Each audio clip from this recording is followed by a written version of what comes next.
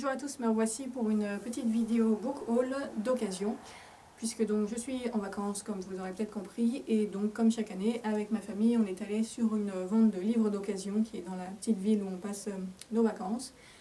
Et donc sur cette vente j'ai trouvé 4 romans qui m'avaient l'air bien intéressants. Il n'y en avait qu'un seul qui était sur ma wishlist, les autres j'en avais jamais entendu parler, mais ils m'ont l'air pas mal, donc je vais vous présenter ça tout de suite. Alors tout d'abord, donc en fouillant dans les caisses, les rayonnages, etc., je suis tombée sur un livre dont le titre et la couverture m'ont attirée. Il s'agit du roman Le Léopard de Joe Nesbø. Je ne sais pas si ça se prononce Joe, mais voilà. C'est un auteur, je crois, norvégien, en tout cas scandinave, qui est très connu dans le genre du polar scandinave. Et donc, en fait, celui-ci fait partie d'une série qui remet toujours en scène le même inspecteur, comme on le voit assez souvent dans les thrillers maintenant. Alors c'est le numéro 8 de la série, je n'ai lu aucun des autres, mais bon, ça me dérange pas trop. En général, ça peut quand même se lire assez indépendamment, même si parfois il y a des petites références au tome d'avant. Et donc, j'ai jamais lu cet auteur, ce sera une complète découverte. Il est assez épais, il fait 850 pages à peu près, mais comme c'est un thriller, je pense que ça devrait se lire vite. Donc c'est une histoire de meurtres de femmes qui vont survenir en Norvège, et l'enquête va amener l'inspecteur jusqu'au Congo, si je ne me trompe pas, sur les traces d'un... Alors je ne sais pas si c'est un tueur en série ou une organisation ou quoi, mais visiblement il y a un rapport avec le léopard, donc peut-être pas forcément l'animal, mais je pense que peut-être le tueur se fait surnommer le léopard ou quelque chose comme ça.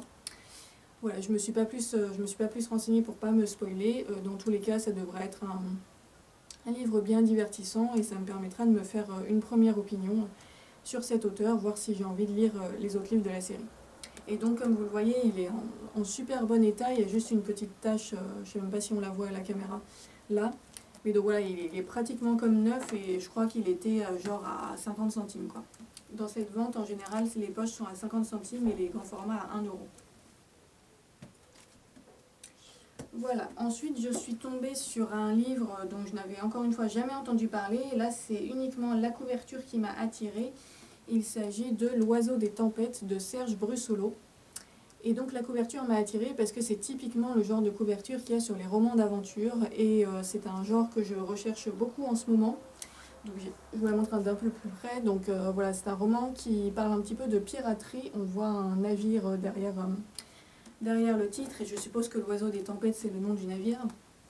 Et donc là on va suivre le personnage d'une jeune femme, donc c'est sous le règne de Louis XIV, du coup ça démarre en France, et cette jeune femme va se retrouver confiée à un baron visiblement un peu malhonnête, un peu criminel, qui va l'embarquer malgré elle dans des affaires pas très nettes. Et donc elle va se retrouver en prison, puis après elle va, je sais pas trop comment, sortir de prison et se retrouver avec visiblement des pirates sur les îles. Donc je ne sais pas quelles îles exactement, mais voilà, visiblement ça démarre en France et peut-être que ça va partir dans d'autres pays après. Et voilà, les histoires d'aventures, de pirates, etc. Moi j'aime plutôt bien ça. Là je l'ai un petit peu feuilleté et ça avait l'air bien écrit, très fluide, facile à lire, bien intéressant. Et puis il n'est pas très très long puisqu'il fait en fait environ 400 pages et il est écrit assez grand. Donc je pense que ça va se lire vraiment vite. Serge Brussolo, je n'ai jamais rien lu de lui, j'ai déjà vu passer son nom parfois parce qu'il a écrit beaucoup de livres, mais ce sera une première découverte de cet auteur. Et donc comme vous le voyez, c'est un ancien livre de bibliothèque, il a encore son étiquette. C'est une vente où il y a aussi des déclassements de bibliothèques dedans. Ensuite, je suis tombée sur un livre d'une autrice dont j'avais déjà entendu parler, même si je n'ai jamais rien lu d'elle. Il s'agit de Shansa, et donc c'est le livre Alexandre et Alestria. Donc Shansa, si je ne me trompe pas, c'est celle qui a écrit La joueuse de Go, qui est, je crois, son roman le plus connu, que je n'ai pas lu. Mais donc voilà, j'en avais entendu parler à quelques reprises, j'avais entendu plutôt des bonnes choses sur elle. Et là, en fait, au début, c'est le titre et la couverture, encore une fois, qui m'ont interpellée, puisque avec la statue antique, je me suis doutée que ça parlait probablement de Alexandre le Grand, ce qui est le cas. Et donc c'est une histoire de fiction qui met en scène Alexandre le Grand et une guerrière amazone qui s'appelle Alestria. Alors je ne sais plus dans quelle région du monde ça se passe. J'allais dire Ouais, je pense que ça doit être probablement Asie centrale parce que ça se passe dans les steppes. À voir. Mais donc voilà, en feuilletant un petit peu, j'ai remarqué que c'était raconté à la première personne. Donc parfois c'est Alexandre le Grand qui parle et parfois c'est Alestria. Et je trouvais que c'était assez intéressant parce qu'en général les romans historiques comme ça c'est plutôt à la troisième personne. Donc là ça va changer d'avoir un narrateur et une narratrice.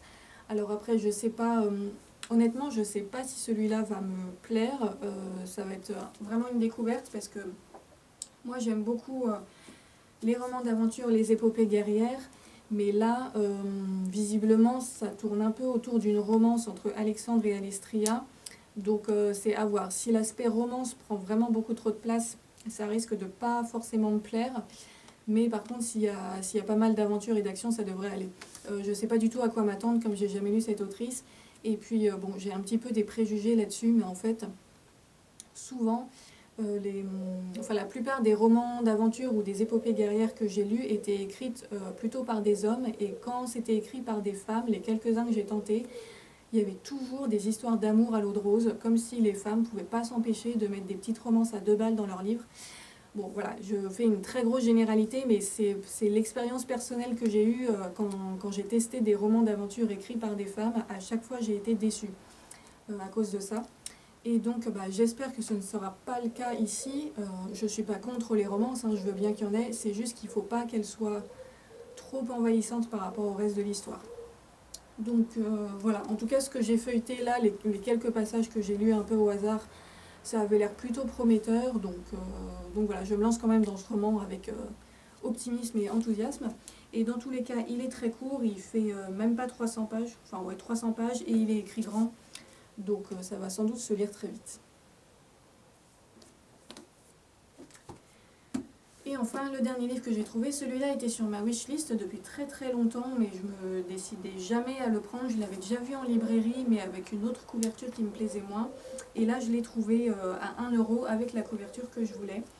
C'est Le Totem du Loup de Jian Rong. Je le prononce sans doute très mal, c'est un auteur chinois.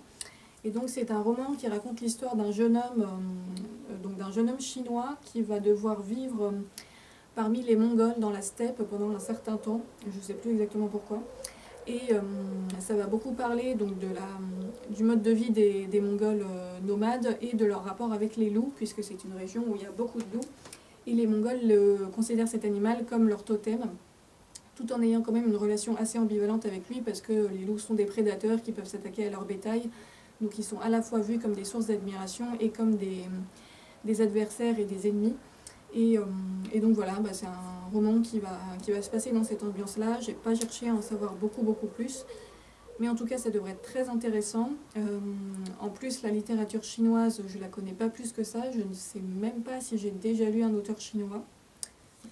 Donc voilà, ça va être une découverte. Alors, il n'est pas en excellent état, malheureusement. En fait, le problème, c'est que il y a des pages qui se détachent. Donc il va falloir que je fasse un petit peu attention. Mais bon, vu qu'il était à 1 euro, c'était pas trop grave. Et en plus, en fait, c'est un roman qui a été adapté en film. Et du coup, les éditions actuelles reprennent l'affiche du film que j'aime un petit peu moins. J'avais vraiment envie d'avoir cette couverture-là que je trouve vachement sympa. Donc je suis plutôt contente de l'avoir trouvé. Et c'était vraiment par pur hasard. Il était posé... En fait, il était posé sur le dessus d'autres livres comme ça, donc avec sa couverture très visible, et je l'ai vu comme ça de loin, et ça m'a beaucoup interpellée. Donc voilà, j'espère que ce sera une bonne découverte. Celui-ci, je pense, est un petit peu plus long que les autres. Il fait à peu près 560 pages, mais il est écrit relativement grand aussi, donc ça ne devrait pas prendre trop de temps non plus. Voilà.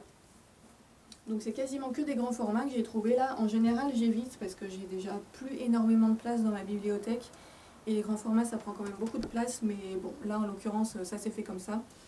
Donc j'espère revenir vous parler de ces différents livres rapidement. Là, je vais vous faire un point lecture très bientôt pour vous présenter les 2 derniers romans que j'ai finis et ma lecture en cours, qui est aussi une épopée guerrière d'ailleurs.